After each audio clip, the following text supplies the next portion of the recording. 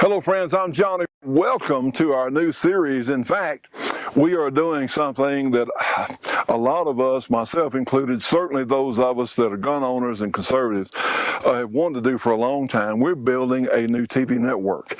And so what we're going to do is we're going to have features on guns and shooting. We're going to have features on motorsports. And you know what?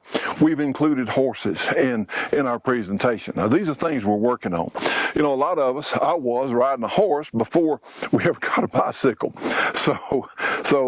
And today, the horse culture is just has so many directions, so many interesting things, and something else that a lot of us are concerned with is the survival of our wild horse herds here in the U.S. You know, nobody is for horse herds literally destroying the range or crops, something like that, but they can be managed. And to me, the Mustang is such a great symbol of American culture. So anyway, a lot of stuff to talk about today. We're going to do a couple of things very simple. You see, because of the nature of firearms being somewhat controversial, certainly firearms are not passive. And a lot of people are saying, you know what, I need a gun for home defense, or maybe there's something to this. And then you have tremendous amounts of misinformation about firearms out there. So you know what, we're going to try and dispel some of that misinformation and help some of us that may be new to firearms understand some basics. On a regular basis, people come up to me and say, Johnny, well, you know, I hate to ask this question. I'm embarrassed. I said, look, the only bad question is the one that doesn't get asked. That's the only one. I can't answer the one that doesn't get asked. So never be ashamed or afraid to ask a question about firearms, because what you see in the movies, you know, the computer is an amazing thing on making scenes and all kinds of nonsense happen, but in the reality of how these things work, don't ever be concerned about asking someone who is viewed as a knowledgeable person about guns. Normally, they'll be very happy to address your question. So great to be with you today. Let's take a look at a couple of things. Now, friends, we're going to look today at the common shotgun. This is a double-barrel coach gun. The design of this gun, the style, dates from the 1800s, and they're used a lot in cowboy action shooting. Now, you'll notice whenever we're out shooting, I already have my earplugs in. You know, you have to protect your senses. Your ears and your eyes, you know, it's so easily injured.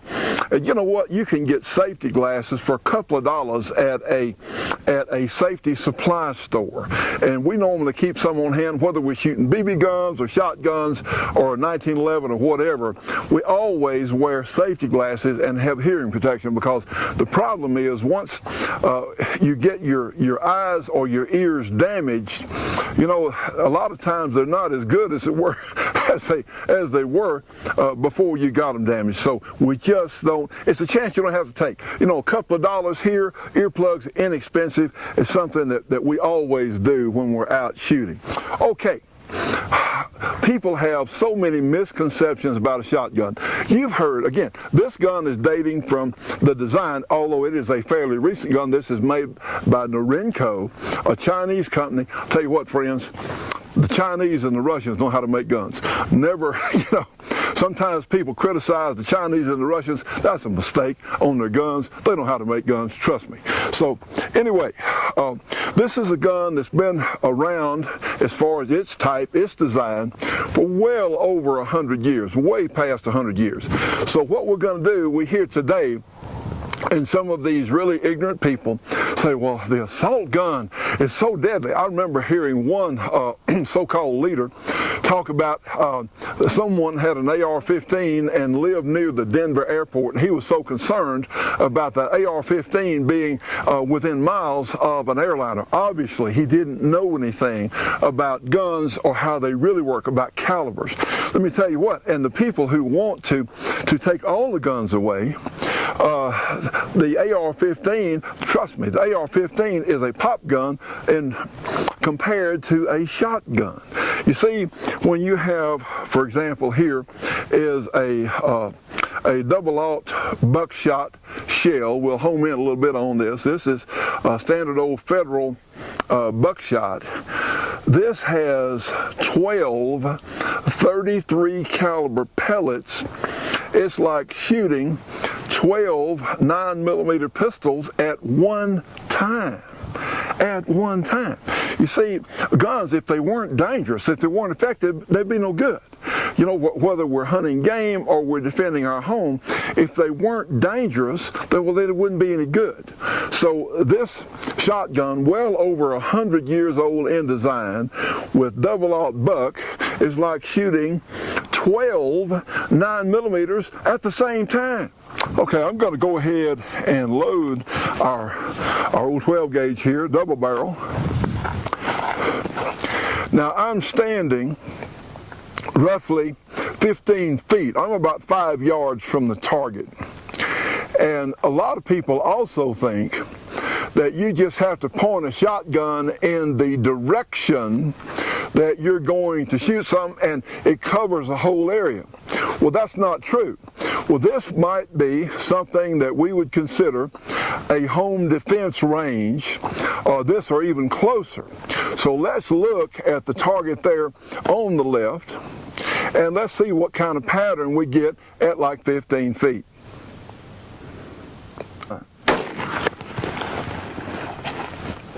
Now, friends, let's take a look at our target. I'll turn it a little bit so we can see a little better.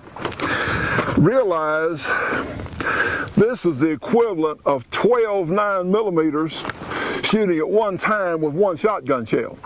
You see,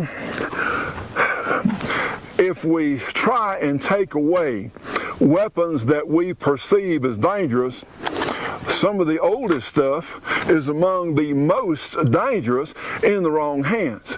So this is the point I want to make. One, you'll see that we've got about a 6-inch circle. Part of this is where the shotgun wad went through.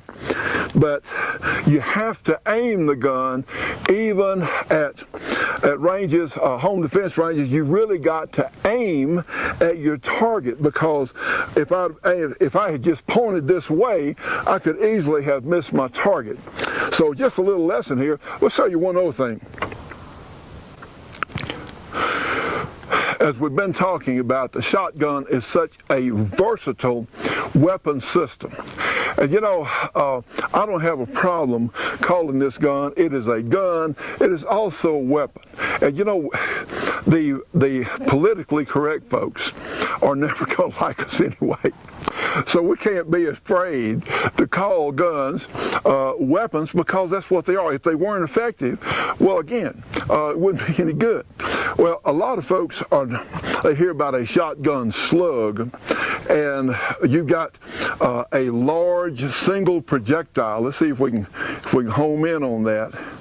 It's a 70 caliber or so projectile running about 13 to 1400 feet per second, which is serious velocity. And so what this does, it gives you the capability of longer ranges.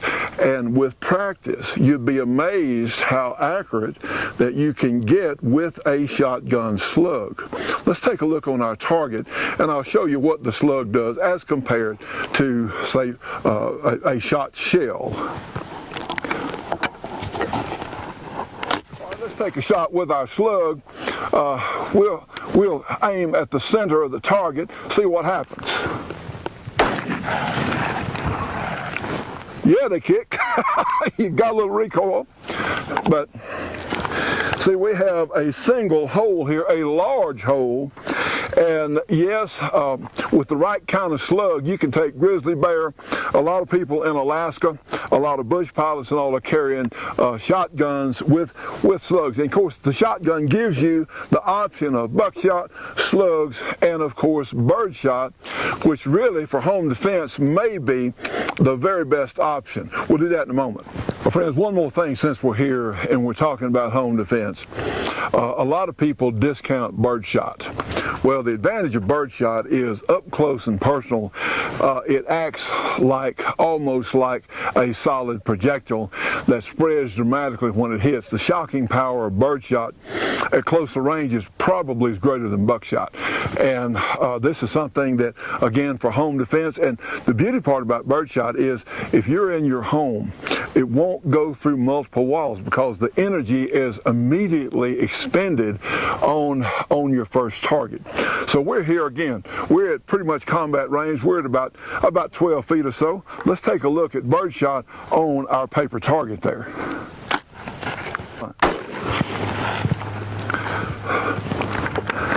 And our gun is safe. Now literally, there are hundreds of projectiles, like in number 8, there are literally hundreds of projectiles. And honestly, I really believe that in a home defense situation, that birdshot is probably more effective even than buckshot because you've got so many projectiles, each one of them traveling at magnum pistol velocities. So very serious stuff. And again, you don't have the danger of over penetration, going through extra walls and injuring someone else either in your home or next door. So again, home defense, birdshot is certainly what my first roundup as far as recommendations.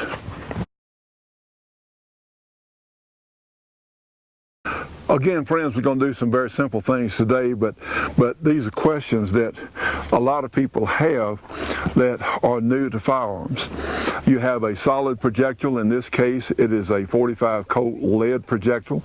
And then you have a hollow point projectile that's also a .45 Colt, but is a custom load. And someone says, well, why do you want hollow point ammunition? Well, one, what we want to do is we want a maximum energy dump in any sort of defensive or game type target. And the problem with a solid projectile, it may pass through a target medium or wall or whatever else and may go on to do some damage beyond, whereas the hollow point gives a much more dramatic energy dump. And that's really what we're concerned with here, is maximum transfer of energy to a target, whether we're talking home defense or from hunting. So we have a couple of a very simple demonstration here, but it's still a, shall we say, a vivid demonstration. I have a couple of regular old garden variety water jugs here, and let's just look at, give a demonstration of effectiveness here out of our handgun. So we'll go ahead and we're going to load, and we have a Ruger Blackhawk here that's just one of the best guns that money can buy. You know, it's just absolutely, these are tremendous guns. This gun was actually a test gun in my .460 Rowland cartridge for Georgia Arms for a number of years. We put a different cylinder in it. Now we're shooting the .45 Colt cartridge. We have a new cartridge that I have not brought out yet, we're working on. Anyway, so let's take a look, get my hearing protection in real well here. All right, let's shoot the target here on the left with the solid projectile, the solid bullet. Well, it could be a full metal jacket or lead, and let's just see what happens. Well, it certainly hit it.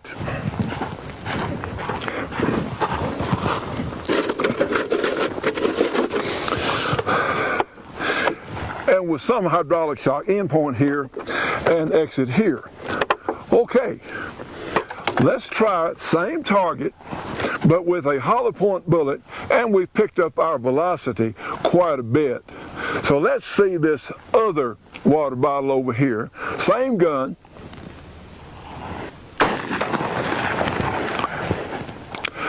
So my point is, you see the difference. I mean, I don't want to get shot with anything, even a BB gun, but you see the difference. Let me grab this. Now, friends, what we have here is an example of energy transfer. The solid bullet, of course, is still pretty darn severe, but it's not even the same thing when you put that hollow point with extra velocity, you'll see it's just another whole result here. So certainly for effectiveness, this is why we recommend hollow points, and of course velocity whenever we can get it. Works pretty good.